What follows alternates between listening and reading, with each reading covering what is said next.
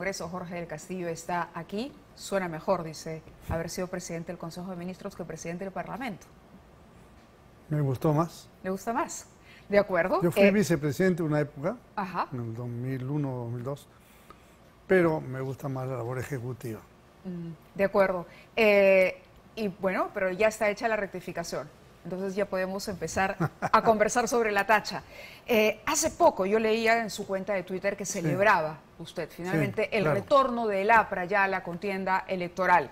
Sin embargo, el día de hoy hemos conocido de este documento, ¿no? Una tacha presentada, dice, contra la inscripción del Partido Aprista Peruano. Pero llama sobre todo la atención quiénes presentan la tacha. Estamos hablando del señor Raúl Noblecilla y de Luis Roberto Barranzuela. Barranzuela fue el ministro de la fiesta COVID, ¿correcto? Ministro de Interior, que tuvo que renunciar. Tuvo que renunciar, sí. Lo votaron por hacer una fiesta en la que también estaba Noblecilla y ahora, Bermejo. Los fundamentos. Que salieron agachados, caletas, ¿no? Porque creían que nadie los veía. Al margen de los personajes, sobre los cuales también me era un comentario, ¿cuál es el sustento? ¿Usted cree que esto puede o tiene por lo menos alguna posibilidad de admitirse? No tiene ninguna posibilidad, ninguna. Hay tres presuntos causales. Una es que no se ha puesto unas restricciones de acoso político a mujeres, después que no se ha puesto el tema de paridad y que los comités no son reales, algunos comités. Bueno, las tres cosas el registro electoral los ha revisado y lo ha aprobado, por eso ha publicado la síntesis y dio 5 días de tacha. Entonces estos señores presentan esto, que no es otra cosa que miedo, Mávila, miedo. O sea, aquí se está resumiendo el terror que le tienen los comunistas al APRA. 90 años los hemos combatido en sindicatos, en universidades, en las calles, e ideológicamente, que es lo más importante. Así como Ayer la Torre derrotó a Mariátegui, el APRA derrotó al comunismo, al que se le cayó el muro de Berlín encima y no se dan cuenta hasta ahora. Entonces, ellos saben que la vigencia del APRA registralmente, porque nunca ha dejado de estar vigente el partido, implica tener un muro de contención adelante. Y nuestra militancia está más que motivada para hacerlo. Ahora que el pueblo peruano sabe lo que es la actitud violenta del comunismo. Lo escuché en una entrevista anterior, usted decía que Noblecilla ya no es más abogado de Pedro Castillo porque se acabó de pronto el dinero. Pero Noblecilla hoy está representando legalmente a Evo Morales. Sí, claro, ¿no? Más dinero. La intención de ambos... Ha pasado de la caja chica a una caja grande, evidentemente. Si no, pregúntele para qué ha ido a Buenos Aires. ¿Y tiene alguna idea de quién financia en este momento la defensa de Castillo, por ejemplo? ¿Quién le organiza toda esta actividad para conceder entrevistas como la de hoy? ¿Usted diría que se le puede atribuir esto a la izquierda española, como lo ha comentado algún periodista entrevistado en este programa? No lo sé. Lo que yo sé es que esta gente no hace nada gratis. La mejor prueba es que siendo viceministro y abogado de Pedro Castillo, a las 24 horas que salió de la presidencia lo abandonó. Esta gente son una manga de traidores con su propio líder. Llegaron pero Pedro Castillo era líder realmente. Bueno, pero vamos a decir que fue la locomotora que llevó 37 personas al Congreso. Y a la hora de la verdad, que había que votar lealmente, supongo yo, a defender a su presidente, de los 37 elegidos, solamente 6 votaron contra la vacancia. Los demás votaron unos a favor de la vacancia, Cerrón, la señora Agüero, Cruz, en fin. Otros se abstuvieron, Guido Bellido tanto habla y se abstuvo. Y bueno, Bermejo, ha anunciado la conformación o está trabajando en un nuevo partido político, Bellido. Sí, pero yo me refiero a esta mínima lealtad que tenía. O sea, ¿con qué cuajo estas personas mueven, van a las universidades, gritan, hablan, reclaman restitución de Pedro Castillo, que renuncie de una por otra? Ellos votaron por la vacancia y la consecuencia lógica de la vacancia era la sucesión con Dina Boluarte. La imagen que nos mostraba Fernando Marcelo durante el reportaje de Barbadillo era elocuente. Él decía, hace 2 meses se podía ver a un grupo de personas apoyándolo. Hoy no hay nadie frente a Barbadillo. Hoy todos los exministros van, desfilan en el Parlamento frente a la subcomisión y dicen ninguno, todos estaban en shock. Sí, lo vi, nadie no lo conocía, y él en estas declaraciones dice que su responsabilidad es única. Él asume esa responsabilidad. ¿Qué puede estar detrás de una estrategia como esa, de él declararse el único responsable de lo que iba a leer ese día? Mire, sin duda hay confusiones y no hay confesiones sinceras en ese caso, porque no es creíble que esa redacción salga pues del intelecto del señor Castillo. Ahí estaba el primer ministro y estaban otras personas, el ministro de Justicia, ahora no, ya no lo conocen, no tiene nada que ver, no sé qué pasó, yo no estuve ahí circunstancialmente. Esa es la cobardía que yo critico, ¿no? En parlamentarios, vamos, en pero es una cobardía conveniente más, porque también es el intento de librar pero una los hombres responsabilidad penal, tienen que ¿no? asumir sus responsabilidades, cueste lo que cueste hasta el final, si son hombres, ¿no? Si son cobardes, si son aprovechadores, bueno, allá ellos. Lo cual es la característica de esta gente. A mí me llama la atención, por ejemplo, Bermejo tanto habla y al momento de votar se escondió, ¿no votó? ¿Con qué raza hablan? Bellido. Sibri Bazán va a la Universidad Soliviantar y ella votó por la vacancia, por eso la votaron de Huánuco la vez pasada al grito de vacadora. Ellos son los verdaderos vacadores, porque si ellos no hubieran votado por la vacancia, no había vacancia. ¿Se da cuenta? Quería llevarlo también al terreno del Congreso actual. Ha sido crítico usted con el Congreso y con la toma de decisiones en relación al adelanto de elecciones. ¿Cuál hubiera sido la postura del APRA en este momento de tener una bancada en el Parlamento? Antes de contestar eso, que es muy importante la pregunta, quiero terminar de sellar esta, no sé cómo llamarla, una payasada, pues, ¿no? De pretender tachar. Ha sido admitida, ¿no? Porque lo tiene que admitir, tiene el derecho de petición, es normal, pero seguramente va a ser rechazada porque no tiene ningún sustento. Permíteme dirigir a mis compañeros de todo el Perú. No pasa nada. Estemos tranquilos, ya viene la inscripción y vamos a estar en las elecciones. Creo que eso es importante por el bien del Perú, porque creo que el APRA en el Congreso, y ahí viene la respuesta a la pregunta, creo que hubiéramos jugado un rol distinto, poniendo toda nuestra experiencia, nuestro conocimiento, nuestro desprendimiento también al servicio del país. Y cuando digo desprendimiento no es una palabra al aire. En el año 2000 fuimos recién elegidos y a los 4 meses renunciamos para dar paso a lo que hoy día no quieren dar paso.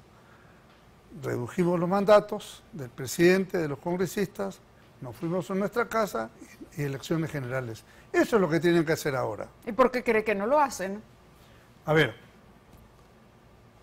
parece que quieren y no quieren, ¿no? Eso es, no quiero, échame los sombreros.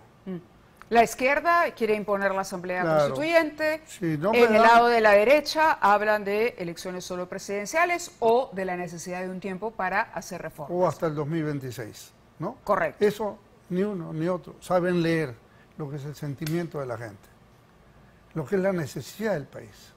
El Perú necesita pacificarse, el Perú necesita tranquilidad. La gente está hasta acá, no puede trabajar, no puede desarrollarse, no puede comer, no puede tener combustible para su carro, para su cocina. ¿Y un adelanto de elecciones garantizará esa paz? Es un paso, es un paso. Y por cierto que las elecciones tienen que tener todas las garantías del caso, porque con violentistas impidiendo personeros, por ejemplo, en determinadas zonas del país, eso no es una elección limpia, ¿no? Hay una postergación, sin duda, pero también hay voces que dicen que esto no da para más y que no llega, por mucho que los congresistas se empeñen a 2026.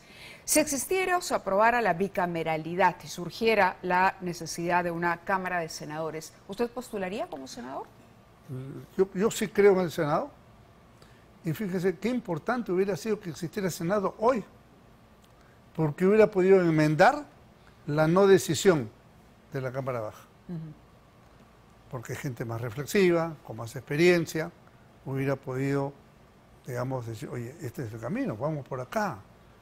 Porque unos ponen el pretexto de Asamblea Constituyente para no votar y otros ponen otros pretextos. Entonces me está diciendo que sí. A la hora de la verdad. ¿A usted le hubiera gustado o le gustaría participar eventualmente si se convoca una elección para senadores en el futuro. Si fuera Senado, posiblemente sí. En diputados, el Congreso ya no. Ya no. Realmente, de ninguna manera, presidencia? porque, fíjese, el partido, primero terminemos, lo que pasa es que para no ser prematuro en nada, ¿no? Primero, la inscripción. Segundo, las elecciones. Va a haber elecciones, quién sabe, ¿no es cierto? Entonces, va a ser el 24, el 23 ya veo muy difícil, el 24, 2 años después, no lo sé. Y después el partido tiene que tomar su decisión, ¿no? De acuerdo. Sobre eso, al margen de que sean este año, que parece que no, el próximo o el 26, se le ha pedido desde, bueno, hay algunas voces de partidos que podríamos considerar del centro hacia la derecha, que dicen que la alternativa al surgimiento de otra posición radical es una alianza entre los partidos que constituyen hoy lo que se llama el bloque democrático. ¿El APRA formaría parte de ese bloque o iría con una candidatura propia? ¿Usted cree que ese es el camino para no repetir lo que ha ocurrido, ponerle freno, digamos, a la posibilidad de que otra vez una propuesta radical pueda tomar el poder? A ver, yo creo que la izquierda, aunque muchos piensen distinto, pero yo creo que la izquierda electoralmente está pulverizada después de este gobierno de corrupción, de incompetencia y golpista. De lo que acusan siempre a todo el mundo, bueno, ellos tienen todos los merecimientos para esa clasificación. Pero Entonces, no es sano para nada, nuevamente, tener, 18 a mí no me candidatos gusta, sería, o 20 candidatos, porque irresponsabilidad. la falta de legitimidad pasarían a la segunda vuelta y repetiríamos el escenario de la última elección. Claro. El APRA, sin duda en el APRA hay matices y esto pasa por una ruta que nosotros llamamos la izquierda democrática, que no tiene nada que ver con la izquierda marxista, violentista, comunista, extremista, nada que ver. Hay gente que pensará que es centroizquierda, ¿no? La ubicación. Alan García siempre decía, el criterio político del pueblo peruano va por el centro. En los últimos tiempos se ha polarizado, ¿no? Pero yo creo que hay que recuperar, más que hablar de centro, yo diría, hay que estar centrados, con la mente centrada, bien centrada. Porque aquí lo que tenemos que demostrarle al pueblo peruano no solamente es una posición ideológica, sino también una actitud, una capacidad de gestión, de eficiencia. El Perú necesita eficiencia. La gente quiere trabajo. Los pobres quieren agua potable, quieren electricidad. Por eso le quieren reitero la educación para pregunta. sus Lo hijos. correcto, en cualquier caso, al margen de lo que opine o no, o vaya a decidir el partido aprista, sería, por ejemplo, que los partidos buscasen participar en alianzas. La señora Fujimori había dicho, no participo. Pero cada vez se escucha a más representantes del fujimorismo. ¿Por qué? Porque también se requiere de un liderazgo que permita llevar la mayor cantidad de una candidatura para llevar la mayor cantidad de congresistas al Parlamento. Claro. Hay quienes han dicho, López Aliaga dijo que no va a renunciar, pero de pronto, si el pueblo lo pide, de repente podría, no se sabe, dejar la alcaldía para postular. Hernando de Soto también dice, yo iría, pero si se cumplen determinadas condiciones, si va por aquí, por allá, pero no lo ha descartado tampoco. Entonces, vemos nuevamente en el tablero de partida a candidatos que comparten de alguna manera, ¿no?, el modelo que se debería aplicar, la idea de modelo o la idea el rango ideológico, si se quiere, y que ya están pensando en opciones partidas separadas. Vamos a ver. A la derecha se ubica el dejar hacer, el dejar pasar. El APRA se ubica en una posición de un Estado promotor, de un Estado regulador, de un Estado que genere desarrollo económico con debida redistribución, que eso se llama justicia social. Por eso nuestro gobierno, a diferencia de otros que teníamos una especie de, vamos a decir, de esquema macroeconómico similar, me refiero a Toledo, Humala, etcétera, y el propio fujimorismo, pero ¿por qué en el gobierno del APRA bajamos 20 puntos porcentuales la pobreza y los otros gobiernos 3, 4 no pasaban de eso? ¿Por qué? Porque nosotros aplicamos una política de redistribución. Así como alentábamos la inversión para generar empleo, porque es la forma de hacerlo, pero esa inversión te genera obra pública, obras privadas, empresas que paguen impuestos, y ese es el impuesto que se tiene que redistribuir. ¿En qué? Fundamentalmente en educación, en salud, en seguridad ciudadana y otra infraestructura, por supuesto, ¿no? Ese es un debate que Quien podríamos... pase por esa línea puede sumarse con nosotros, no De tengo acuerdo. duda. ¿Y qué haría usted en el lugar, o qué haría el APRA, qué haría un gobierno aprista en el lugar de Dina Boluarte en una situación como esa? ¿O qué debería hacer? Ya no le pregunto que se ponga o no le pido que se ponga en el lugar, pero ¿qué es lo que debería hacer la señora Boluarte? ¿Evaluar una renuncia o descartar la renuncia y qué medidas tomar para devolver la tranquilidad al país? En la medida que la presidenta Dina Boluarte defiende el Estado de Derecho, defiende las libertades, afirma el principio de autoridad, que no es matar gente, ojo. El principio de autoridad es poner las cosas en orden, evitar los desbordes y manejarte con buena prudencia en el tema. Lo estamos viendo como en algunos sitios funciona, con la fuerza disuasiva.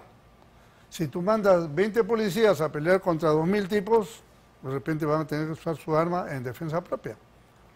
Pero si tú mandas, como han mandado a Ica, ¿no? Soldados, tanques, todo, bueno, eso es disuasivo. Entonces, eso funciona mucho mejor. Hay que actuar con más inteligencia. Yo creo que al gobierno le faltan más operadores políticos, ¿no? Pero yo no soy partidario de desarmar lo que hay. Creo que hay que mantener la institucionalidad democrática del Perú. Eso es lo que, porque fíjese, renuncia a Dina Boluarte, asume Williams. Los mismos revoltosos van a quererse bajar a Williams. Williams convoca elecciones generales, no procede en generales, solamente presidenciales y entramos en otro lío, de nunca acabar. Entonces, mejor mantengamos las cosas como están, siempre dentro del marco constitucional, que ese es el requisito, y vayamos a la elección. Y termino haciendo una invocación a los congresistas, ¿no? Creo que tienen que repensar su posición. En este momento la mayoría del pueblo peruano cree que todas estas maniobras han sido para seguirse quedando y cobrando el sueldo hasta el 2026. Y creo que usted y yo coincidimos en eso. Muchísimas gracias, Jorge, por haber estado con nosotros. Que den un paso adelante, que se pongan de acuerdo. El 15 empieza la siguiente legislatura y vamos con elecciones, será el 24 posiblemente, pero ya. Muy bien. Jorge del Castillo, ex presidente del Consejo de Ministros, estuvo con nosotros esta noche en 2023. Gracias. Gracias.